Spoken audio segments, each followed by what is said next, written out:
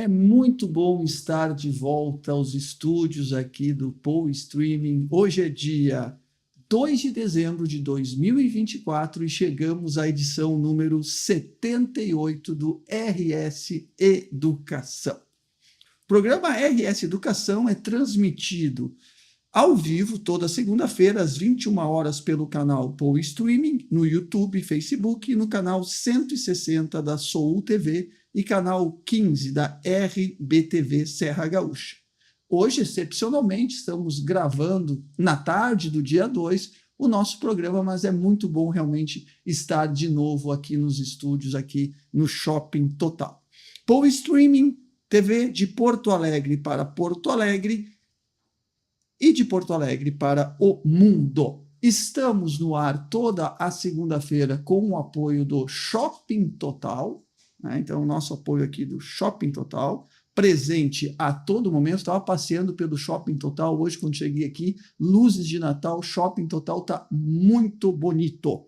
Também apoio de Móveis do Bem, móveis para a vida toda. Siga nas redes sociais, @Móveis do Bem.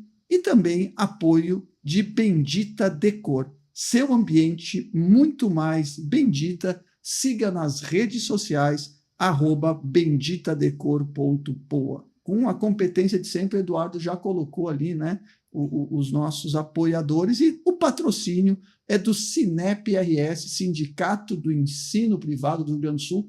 Depois a minha convidada vai me contar como é que foi a festa sexta-feira de aniversário do Sinep. Depois nós vamos saber detalhes sobre a festa. Poe Streaming é um canal de comunicação online do Rio Grande do Sul que leva até você conteúdo de qualidade com a possibilidade de visualização quando e onde você quiser na palma da sua mão. A direção geral é de Fabiano Brasil, coordenação geral Vinícius Costa, coordenação de jornalismo Tavison Esteves. Poe Streaming é uma emissora do grupo F Brasil.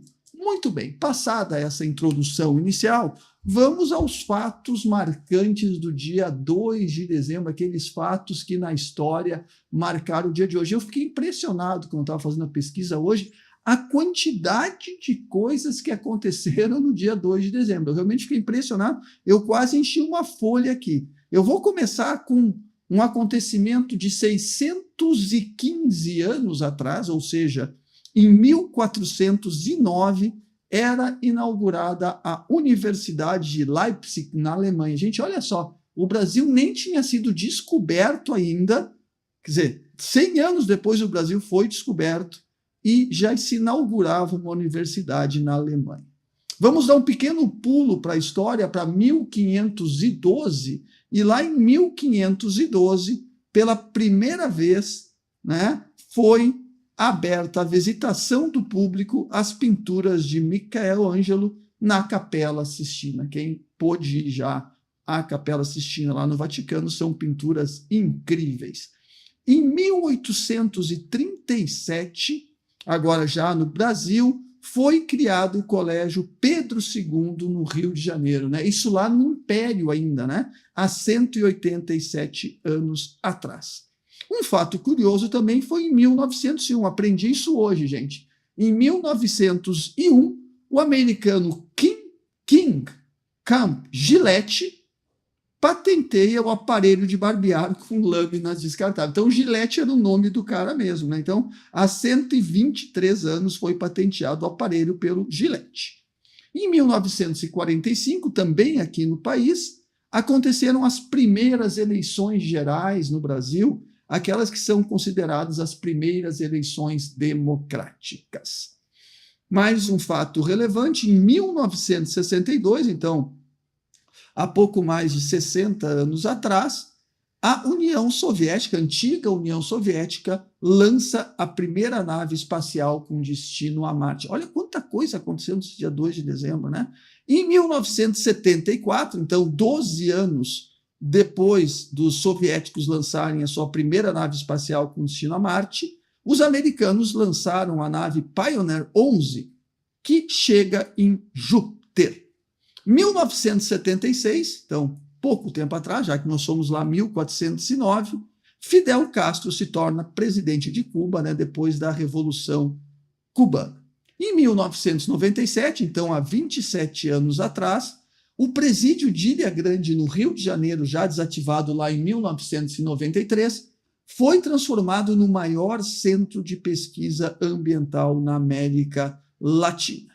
E, finalmente, em 2007, então 17 anos atrás, começou o início da transmissão da TV digital no nosso país. Olha quanta coisa aconteceu nesse dia 2 de dezembro, além da minha entrevista de hoje, que vai acontecer no dia 2 de dezembro.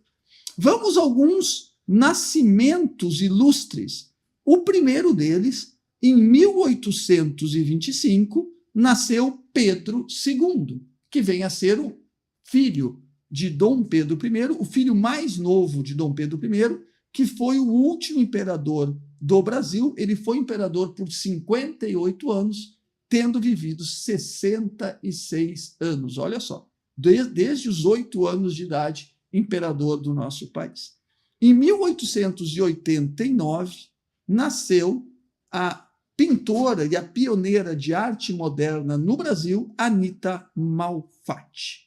Em 1923, nasceu a cantora soprano Maria Callas. Ela faleceu aos 53 anos, em 1977. Eu me lembro particularmente da Maria Callas cantando junto com Fred Mercury. Eu que não sou muito ligado em música clássica, né? Então me lembro da Maria Callas cantando com Fred Mercury.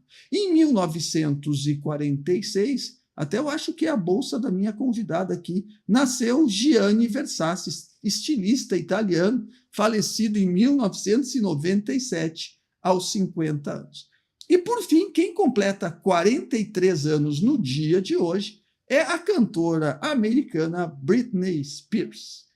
Muito bem. Alguns falecimentos ilustres. Eu falei que era muita coisa, eu já tomei quase 10 minutos de programa, mas não é possível.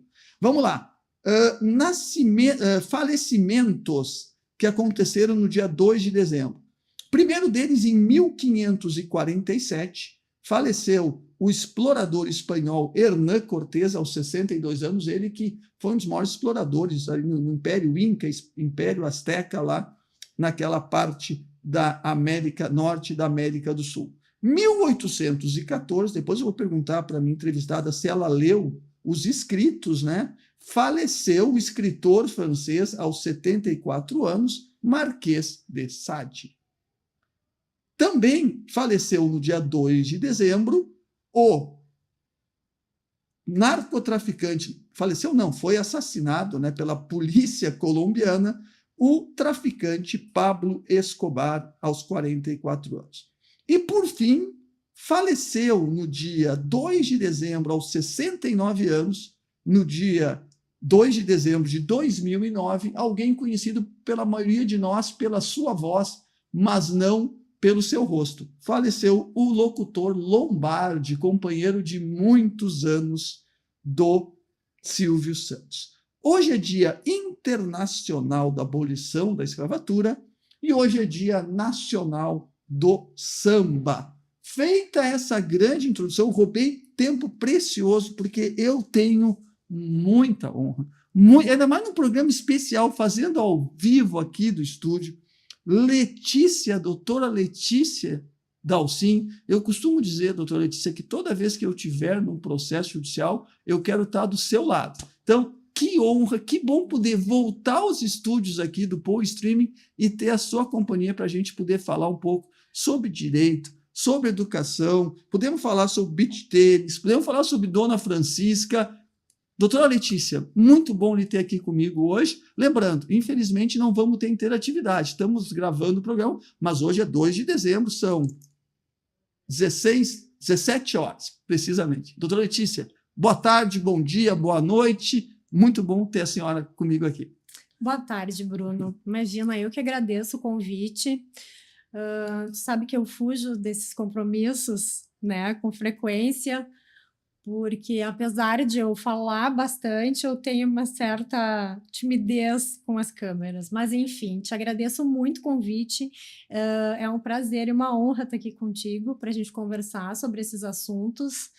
e estou à disposição para a gente começar. Começamos pelo Marquês de Sade, pelo beach tênis, ou falamos sobre celulares em sala de aula? Por onde é que a gente começa, doutora Letícia? Então, é para ser fácil ou é para ser difícil? Se for fácil, vamos pelo beach tênis. Então vamos começar pelo beach tênis. Eu quero saber quando é que o beach tênis entrou na sua vida? Na minha vida, entrou na pré-pandemia. O primeiro contato que eu tive com o beach tênis foi na beira da praia de João Pessoa, em novembro de 2019. Na época eu fiz aula com um rapaz que era o 60 do ranking mundial. Meu Deus! Sério, e ele era um querido, assim, e ele não tinha muito patrocínio, então para poder sair para disputar os torneios, campeonatos, ele dava aulão, assim, na beira da praia de João Pessoa. Eu tive a honra de ter o meu primeiro contato com beach tênis com ele, Ayrton. Mas começando assim, até eu gostaria de acho que começando desse jeito. Foi um ótimo início. É claro que a pandemia foi um momento terrível, ninguém queria passar pelo que se passou. Mas como é que foi a abstinência do beach tênis durante a pandemia, então? Então, a gente teve um momento de abstinência, mas depois deu um jeito de acabar com ela, assim. Porque tem a rede. Exato. A gente jogava ao ar livre também, né? Então, deu para contornar. Tá, mas ainda não dá para largar o direito de se dedicar ao beach tênis? Não, infelizmente não. Eu estou procurando patrocínio, né? Então, olha só, vamos lá. A minha câmera é aquela lá, né? Então, olha só. Quem quiser patrocinar uma grande jogadora de beach tênis, tem ranking, doutora Letícia? Como é que tá o ranking? O meu ranking não tá bom, porque eu não tenho disputado o torneio, então tá difícil. Vai ter que ser pela simpatia só. Então pela simpatia, eu vou cair minha caneta. Pela simpatia vai ser fácil. Então vamos, sabe que eu gosto muito de uma expressão muito interessante, que eu gostei que a senhora falou sobre começando pelo mais fácil ou pelo mais difícil. Eu li certa vez uma pessoa que assim, ela diferenciava as pessoas entre aquelas que primeiro cortavam a unha da mão direita ou que primeiro cortavam a unha da mão esquerda. Quer dizer, é meio complicado, porque como eu sou canhoto, eu faço ao contrário. Claro. Mas assim, tem pessoas que deixam para fazer primeiro o mais difícil ou fazem primeiro o mais fácil.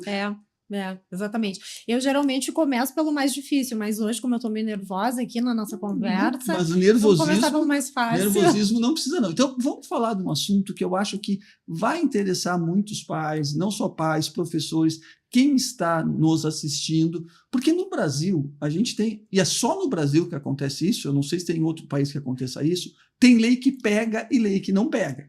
Eu estou falando como advogada, desculpa se eu falo aqui uma grande besteira. Mas, por exemplo, até onde eu sei, nós temos no Rio Grande do Sul uma lei que proíbe celulares em escola. E agora está toda uma balbúrdia, porque tem uma possibilidade de lei federal proibindo celulares nas escolas. E aí, vai mudar alguma coisa, doutora? Então, a gente tem realmente uma lei já no Rio Grande do Sul, não vou me lembrar agora de cabeça o ano, mas ela é bem, bem antiga já, proibindo... É só olhar no celular, né? É só olhar no celular. Não durante a aula, por favor, mas enfim, não durante o programa, né? A gente fica devendo essa informação, mas depois a gente pode postar.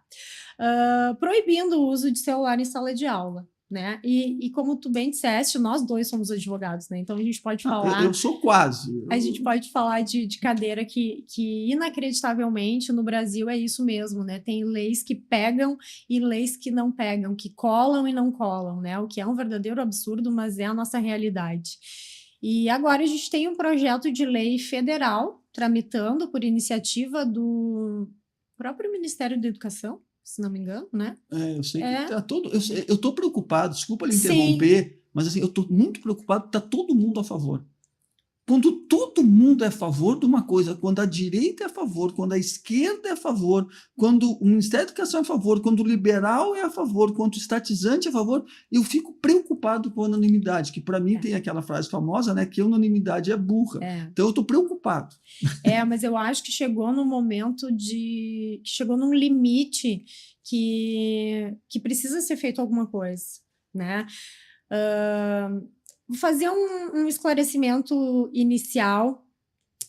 Tu não chegaste, eu acho, a falar. Eu sou assessora jurídica do nosso querido Cinep RS. Não, eu vou fazer esse esclarecimento porque a gente vai ter uma conversa aqui mais informal e eu gostaria de deixar registrado, que eu acho que é importante, porque eu não sei, né, a nossa audiência, quem exatamente vai nos assistir, tudo que a gente conversar aqui vai ser uma opinião minha, pessoal, Letícia Dalcin, e não da assessora jurídica Eu assino embaixo da sua opinião. do Sinep, né, do Sinep RS. Então, para que a gente faça essa divisão, eu não estou aqui enquanto Sinep RS, eu estou aqui enquanto advogada Letícia Dalcin, né? Muito bem.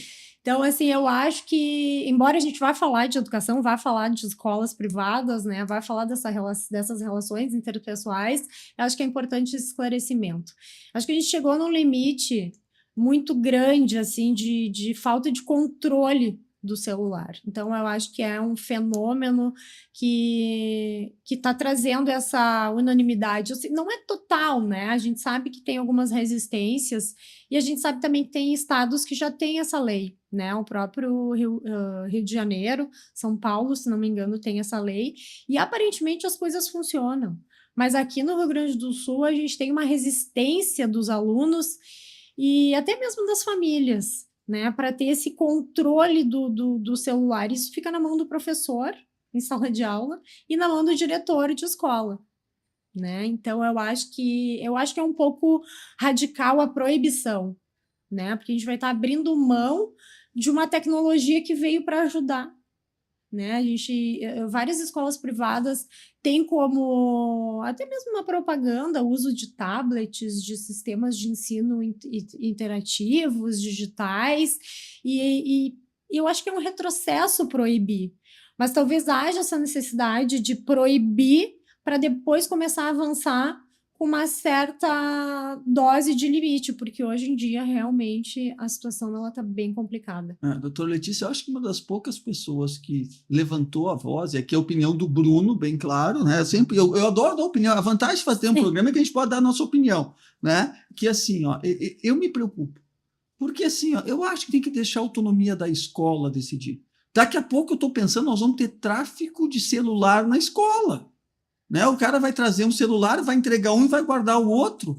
Então, assim, a minha preocupação é que daqui a pouco eles vão querer fazer uma lei também para derrubar a lei da gravidade, as coisas vão começar a cair para cima, nós vamos ter uma lei que vai acabar com a lei da oferta e da procura, então não vai mais ter lei de oferta e da procura. E eu estou pensando, e qual é a punição para quem trouxer celular? Vai ser expulso da escola? Eu acho que a questão é muito mais de sociedade. Por exemplo, eu acho que quem está no Fundamental 1, a criança nem tem que ter celular, começa por aí. O problema não é da escola, o problema é em casa. E assim, ó, a gente sai, a senhora vai jantar ou vai almoçar e vai num restaurante e a gente vê o que os pais fazem para a criança ficar quieta. Eles dão o celular. Então, o problema não está na escola. O problema ele está tendo reflexo na escola. Então, assim, ó, eu acho que no Fundamental 1 não tem que nem ter celular a criança. No Fundamental 2 já tem seus 12, 13, 14 anos. No ensino médio também, como instrumento, porque não, tudo bem, eu não vou estar com o celular, mas eu vou dar um tablet para o meu aluno. Bom, no tablet ele vai conseguir olhar as redes sociais, vai conseguir fazer tudo.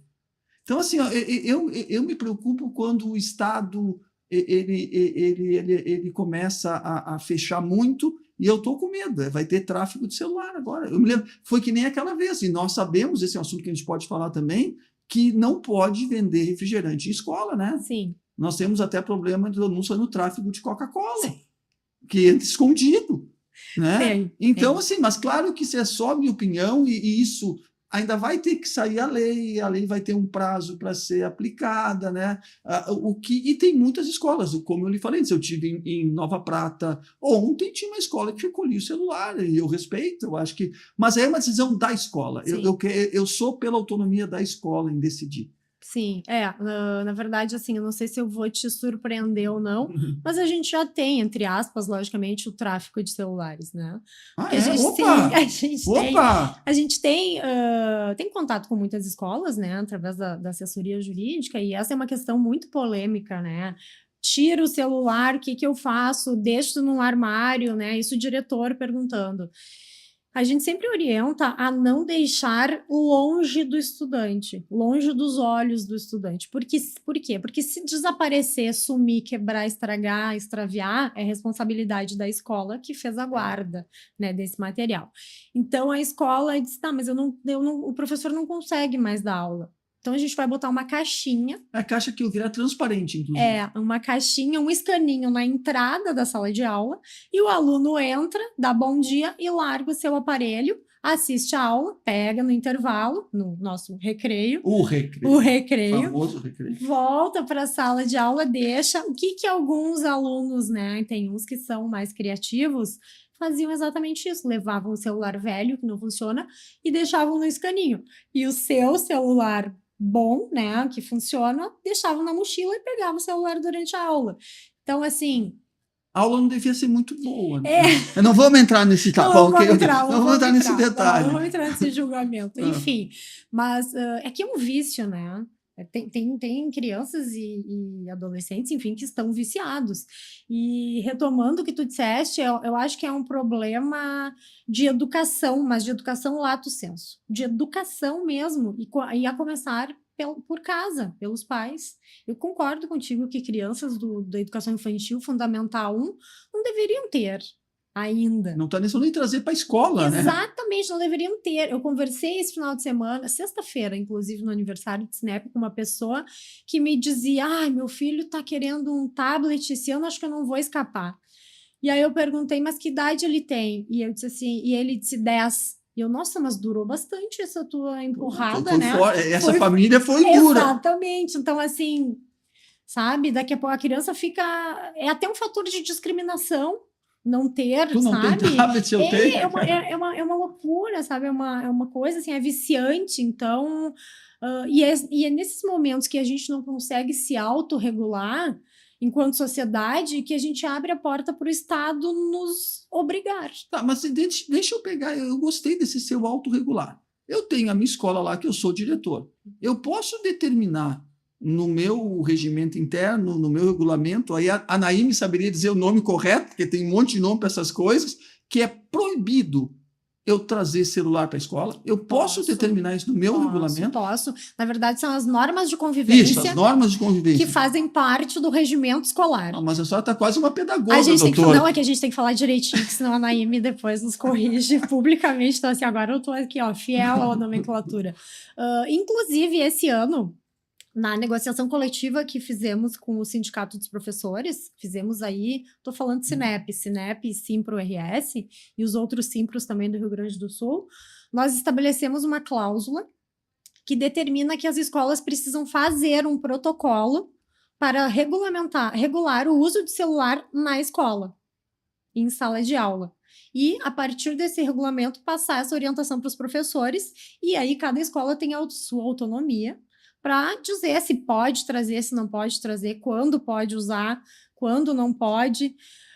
Só que é aquela coisa, né? O papel aceita tudo. Sim, mas a família assinou um contrato, tem regulamento, está escrito isso não é pode trazer. Exatamente, isso é importante. As normas de convivência fazem parte do regimento escolar e o contrato de prestação de serviço escolar remete ao regimento. Ou seja, a família contrata a escola com o seu regimento e com as suas normas de convivência. Então, no momento em que ela escolhe a escola A, B ou C, ela precisa ter ciência dessas normas e das consequências do descumprimento dessas normas. E uma dessas normas é o regramento sobre o uso do celular em sala de aula. Então, vamos lá. Eu estou pegando um caso extremo. Sim. O Joãozinho está chegando de manhã com o pai no colégio, está com o celular e o porteiro ou quem está aí na paz, olha, o Joãozinho entra, o celular não. Dependendo do que diz a norma de convivência. É possível. Sim. E se o Joãozinho quiser ficar com o celular, ele volta para casa. A gente sabe que assim, não é... tudo tem que ser analisado caso a caso, né? Digamos assim, o Joãozinho não pode trazer celular, a escola não permite. É a primeira vez que ele está trazendo. Provavelmente vai ter uma gradatividade ali, né? Nas consequências. Uma advertência, uma retirada do aparelho, entrar em contato com a família. Mas eu entendo que dependendo do que a escola prevê previu, né, nas suas normas de convivência. Importante dar ciência para a família sempre, né? Eu não posso cobrar algo que a família não tenha conhecimento de como é que funciona.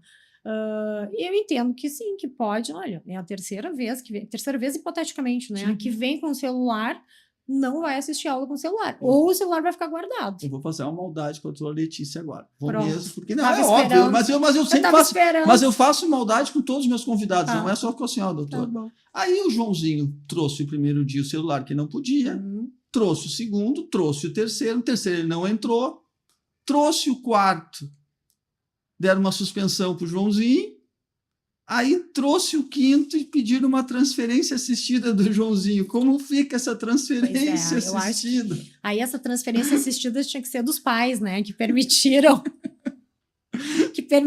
que o Joãozinho, uma criança, né, que não tem ainda, né, o total discernimento do que é certo e que é errado, deixaram o Joãozinho, não revisaram a mochila do Joãozinho.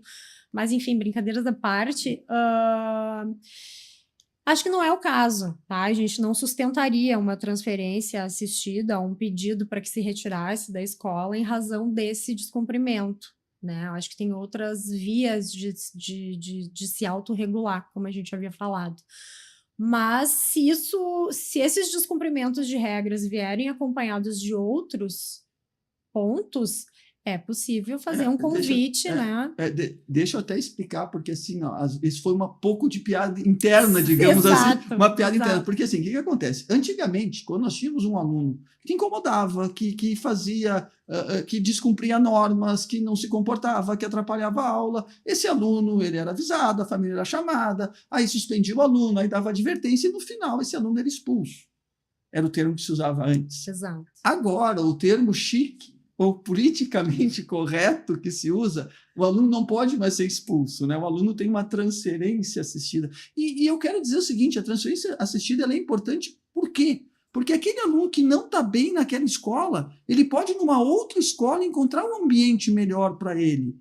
Né? Então, certeza. É importante que a gente entenda que nenhuma escola quer abrir mão de um aluno, porque a escola quer manter o aluno, a escola quer manter a família. Mas tem vezes que é importante para aquele aluno não estar mais naquela escola. Não sei se a senhora segue essa minha linha. Concordo plenamente. Às vezes o ambiente está saturado, né? A gente não consegue mais fazer com que aquele aluno...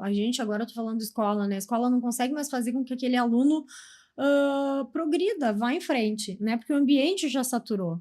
Ele já não gosta mais dos professores, ele tem rixa com a maioria dos colegas, ele não se sente mais acolhido naquele ambiente. Então, aí a gente tem que partir para o... Eu tinha um professor na faculdade, um saudoso Paulo de Tarso Dresch da Silveira, que faleceu. Que foi meu professor também, mas bem antes de Tina. Que faleceu naquele acidente da TAM, 2007, eu acho. 2007, que ele sempre dizia, quando vocês, para os advogados, né, quando vocês se apertarem no argumento, corram para a Constituição e vão para os princípios. Os princípios constitucionais nos salvam para qualquer argumento.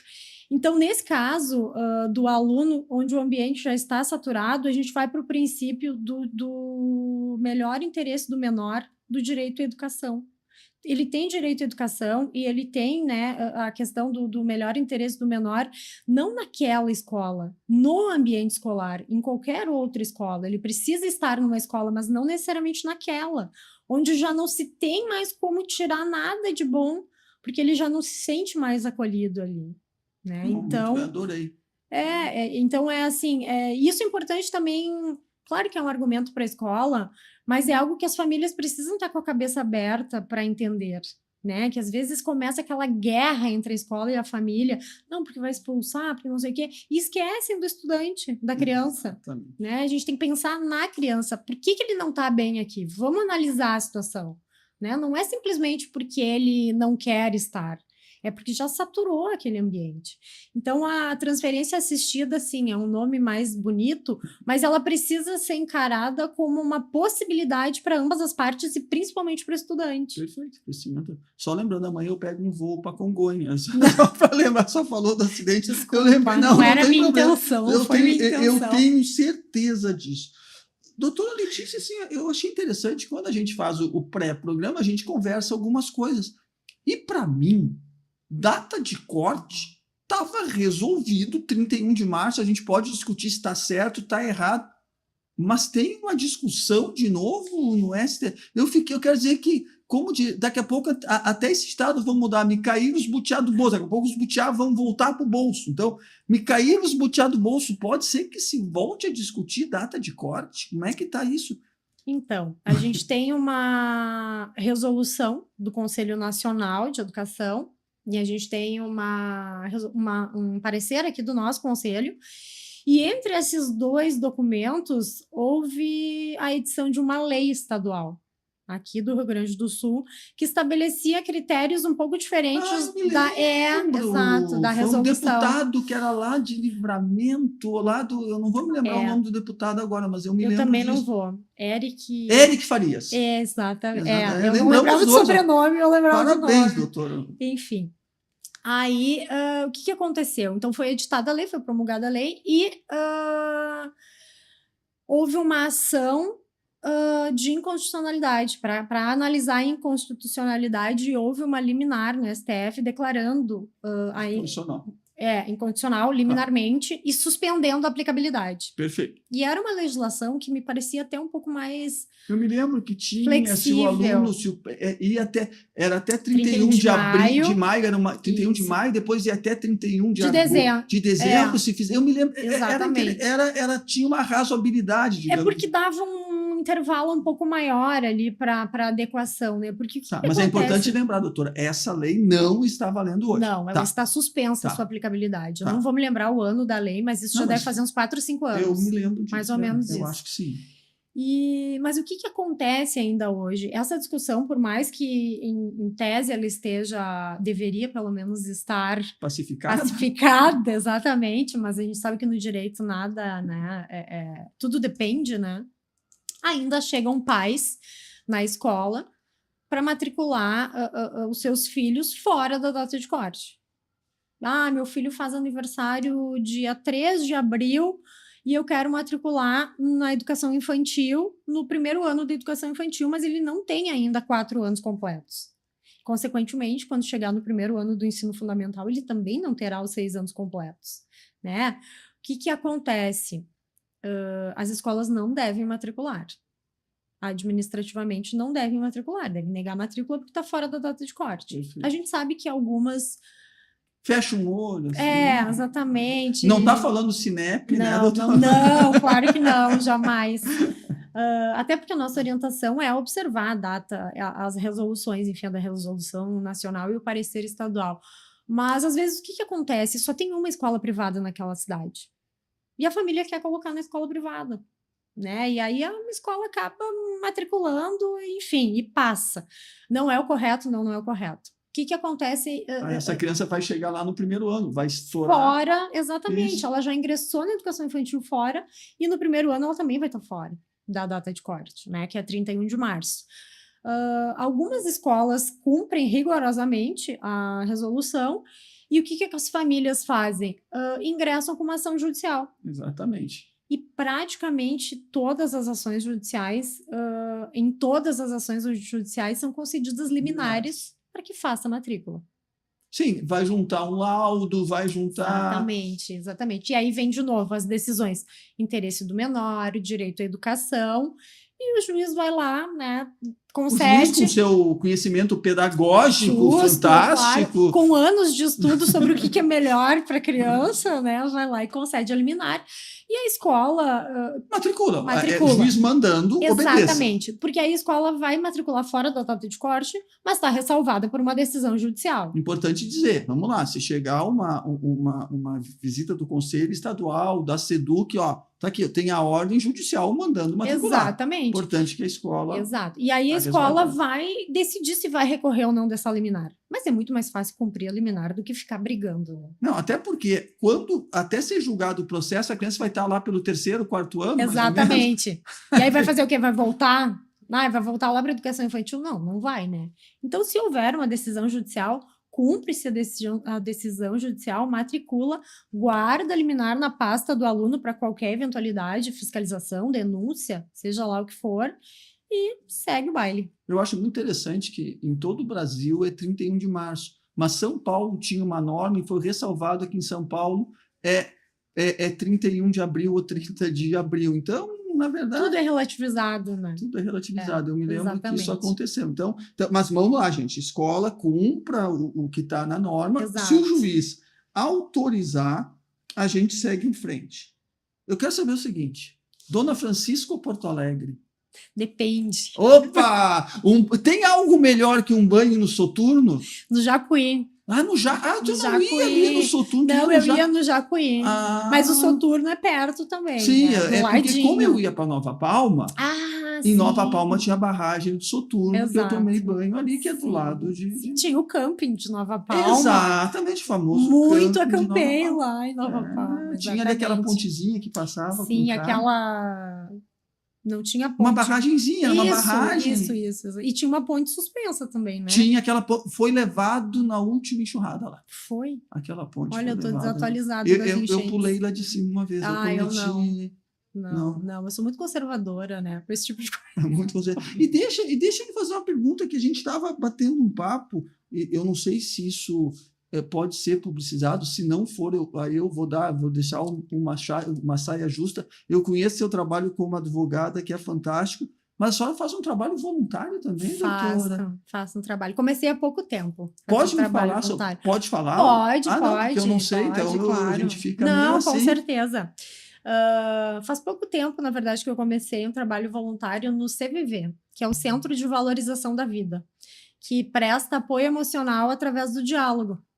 Então, é um serviço voltado a toda a sociedade, 7 dias por semana, 24 horas por dia, ou seja, tem voluntários do Brasil inteiro que atendem, né, as pessoas que buscam essa ajuda, independente do motivo, né, pessoas que não têm com quem conversar, que precisam desabafar, que não se sentem à vontade em colocar suas situações para pessoas próximas, para parentes, para amigos, que se sentem mais à vontade conversando com uma pessoa desconhecida, que não vai julgá-las, que não vai dar conselho, dar palpite, né, porque quanto mais intimidade a gente tem com a pessoa, mais à vontade a gente se sente para aconselhar e pitacar na vida da pessoa, né. Então, eu faço esse trabalho voluntário, comecei há pouco tempo, se faz todo um treinamento, né, de mais de 6 meses, depois se faz um estágio e depois se torna voluntário. E é um trabalho muito bonito, muito gratificante. Essa coisa de mais íntimo, né, eu brinco, né, se conselho fosse bom, a gente não dava, a gente vendia. Exatamente. Também. Tá, e qual é o número? Tem um número? 188. Então, quem precisar... Exatamente.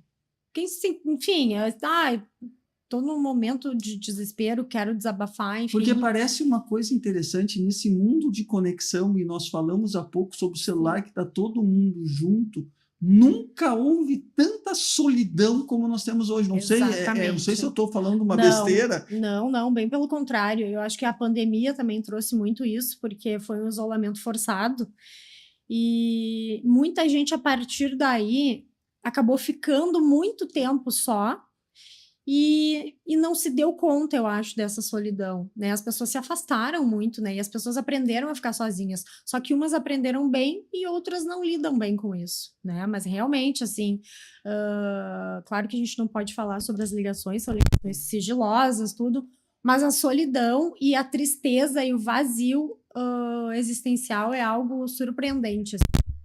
Eu não sei, eu estou muito feliz de voltar no estúdio, está muito boa a nossa conversa. No programa 78, voltar no estúdio é muito bom. Eu acho que a gente deixou para fechar o nosso programa, que passou voando. Verdade. A conversa está maravilhosa. A gente deixou o tema mais simples, assim, que a gente tem para conversar. Acho que é um tema tranquilo, não tem muitas opiniões divergentes. A gente pode, acho que 2, 3 minutos, encerrar. Vamos falar um pouco sobre inclusão? Não? Claro. Tema não tem divergência, não tem polêmica. Não tem polêmica. Tá tudo resolvido, tudo posto.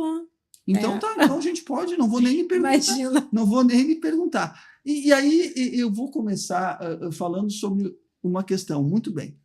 Muitos falam do aluno de inclusão, mas tem mais aluno na sala de aula fora aluno de inclusão, né? Então, assim, eu acho que a escola privada, a gente pode falar muito mais da escola privada, que é o que a gente conhece, ela sempre foi uma escola inclusiva, mesmo antes de haver uma lei, porque eu acho que está no DNA da escola privada, né? E aí falando sobre lei, aí vem uma lei que, olha, ela é assim, uma lei que nós saímos do 0 para 80, a gente tem uma dificuldade de chegar no meio termo, ou seja, todo aluno, de qualquer forma, tem que estar numa sala de aula comum. E aí já começa a coisa errada, ao meu ver, né? Se acaba com as APAES, se acaba com as escolas especiais, e a gente, dessa forma, acaba fazendo, em vez de fazer inclusão, a gente acaba excluindo esse aluno. Eu queria lhe ouvir um pouco a respeito desse tema espinhoso, lembrando que nós estamos ouvindo a doutora Letícia Dalcin e não o Cinep. Acho muito importante que a senhora trouxe isso. Não, é importante porque é um tema muito polêmico, né? Ressalvadas as brincadeiras, é um tema que vem ganhando força ano após ano e está cada vez mais difícil, né, de lidar com isso, assim. A gente tem que voltar de novo para os princípios. Direito à educação, né? Direito à educação para quem? Para todos, né? A gente tem também norma do Conselho Nacional, norma do Conselho Estadual, qualidade da educação. Para quem? Para todos, né? A gente não pode... É claro que os alunos de inclusão demandam uma atenção diferente, só que nós temos todos os alunos matriculados, independente de ser escola pública ou privada, mas claro que a gente tem mais condições de falar da escola privada, eu particularmente, porque é onde eu atuo, né, com maior frequência. E hoje em dia a gente está esquecendo dos outros alunos. E os pais desses alunos típicos, né, que os alunos que não, ou seja, que não são de inclusão, eles até então eles estavam sendo muito compreensivos e estavam realmente acolhendo. Não é que eles estão deixando de acolher, mas é que eles estão sendo espremidos, né? Eles estão sendo assim espremidos, né, contra a parede. Essa sensação que dá quando a gente olha para tudo que a inclusão vem exigindo da escola privada. E aqui eu vou falar da escola privada, que é onde eu tenho atuação, né? Escola pública, com certeza, também tem as suas dificuldades. Desculpa, só um né? parênteses, lembrando que a escola pública, toda vez que ela tem um aluno de inclusão, ela recebe o dobro da verba do governo. Exatamente. Né? Desculpa esse parênteses aqui. Não, é importantíssimo. Por quê? Porque antes da Lei Brasileira de Inclusão, antes de 2015, ainda era permitido cobrar valores diferenciados dessas famílias que tinham alunos de inclusão, dependendo do grau de exigência. A partir da Lei Brasileira de Inclusão, isso é proibido. Inclusive, é crime. Né? Então, a gente pode até prender o diretor da escola. Imagina só. A gente tirou um diretor de escola de cadeia, não, doutora. Os nossos diretores são muito bem orientados, muito bem comportados. Muito bem. Nunca foi necessário tirar. Ainda não foi. Ainda não, espero que não aconteça, mas precisar estamos. Ex-presidente sindicato também se comportavam bem. Maravilhosamente professor bem. Osvino bem. Professor Osvino muito bem, então tá. Professor Bruno. Esse mais ou menos, também, esse mais ou menos. Esse incomodava Nunca precisamos nos preocupar com essa parte.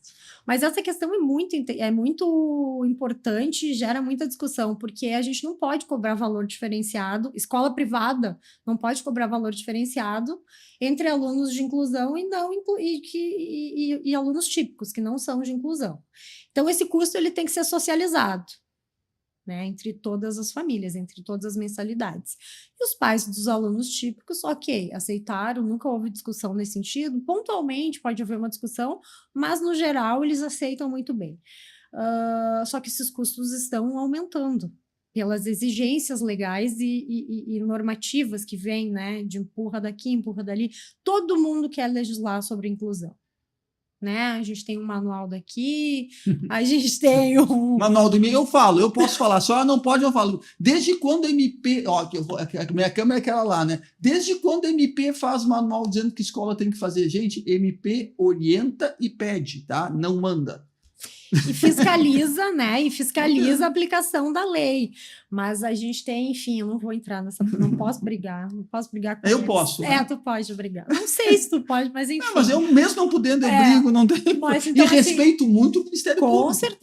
Com certeza. Mas eu acho que a gente tem caminhado a gente bem poderia ter feito diálogo. o manual junto, né? Se eles quisessem. Exatamente. Inclusive, a gente participou de grupos de de discussões a respeito da inclusão no ano de 2023. Imaginei que dali fosse sair alguma coisa, mas enfim. Saiu só notificação para as escolas. Dali saiu alguma coisa. Exatamente, mais ou menos isso. É. Mas, então, assim, a gente vem de todos os lados, a escola vem sendo apertada, digamos assim, né? E vem cumprindo dentro do possível e às vezes dentro do quase impossível. As escolas fazem milagres, assim. A gente recebe ligações que eu não saberia como lidar. Eu, diretora de escola, eu pegaria minha bolsa e, olha, não dá para mim, não tem como. E, assim, as escolas fazem verdadeiros milagres, assim. E a gente tem famílias de alunos atípicos, alunos de inclusão, que são muito parceiras, que estão ali no dia a dia. É importante trazer isso também, Nossa, né? isso é o fundamental para uma inclusão verdadeira, não para um depósito de alunos de inclusão, né? Para uma inclusão verdadeira. Só que nem todas as famílias são assim. Então, assim, acho que um grande desafio é trazer a família para esse convívio, porque isso acontece por N motivos. Famílias que não aceitam, que não sabem lidar, que não têm condições emocionais, por N motivos que eu não vou julgar e nem listar. Mas as famílias precisam se conscientizar que a inclusão só vai ser feita se ela for parceira da escola. Que não adianta brigar, porque se brigar, mais uma vez aquele aluno vai estar no meio, não pode falar aluno, é estudante. Criança não pode mais falar aluno. Não existe mais aluno? Não, existe, mas eu já fui corrigida para não pode falar aluno, porque o A na frente é alguma coisa... é o sem luz, aquela coisa. É algo assim, isso assim, ou a criança ou é estudante. Que bom. Vamos aprender, né? Aprendi uma coisa nova. Justo, eu também aprendo não posso falar todo mais dia. Aluno, não, então. não pode. Mas de vez em quando escapa, né? Eu vou continuar falando aluno. Não tem problema. Até porque a gente foi aluno, né? Eu fui, né? Eu fui muito aluno. E continuo sendo aluno. Com certeza. Continuo aprendendo. Todo dia. Mas então é isso, a gente precisa dessa integração da família. Eu costumo dizer que a inclusão ela tem que ser real. Né? A escola não é centro de saúde. Exatamente. Né? E tem que ser sustentável. Justamente. Isso é um princípio constitucional também, né? O negócio, enfim, não pode ser ruinoso. E a gente não pode ter aquele pudor mais de dizer que a escola... não pode falar que a escola é um negócio. A escola precisa sobreviver.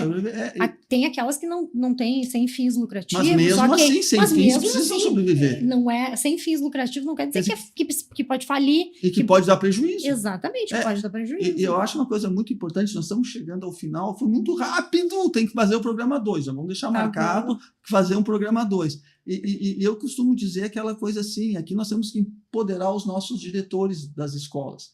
Da porta da escola para dentro, quem manda é o diretor.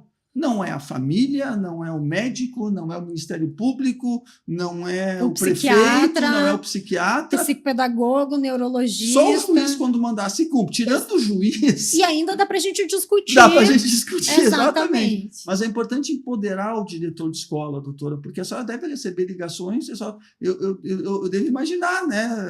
Até os meus fios de cabelo que eu não tenho ficariam em pé. Tem situações assim que é muito complicado, muito difícil, que é uma saia justa e quando não tem essa participação da família, é impossível fazer uma inclusão, não tem como, porque tem crianças que demandam essa interação com os profissionais particulares que a atendem e essas informações têm que vir através de quem? Da família. Doutora Letícia, eu tenho que dizer o seguinte, no início da nossa conversa, eu falei sobre patrocínio para o seu beach tênis. Sim. Eu acho que vai ser uma perda muito grande para o direito se a senhora seguir. Podemos continuar no beach tênis só como esporte?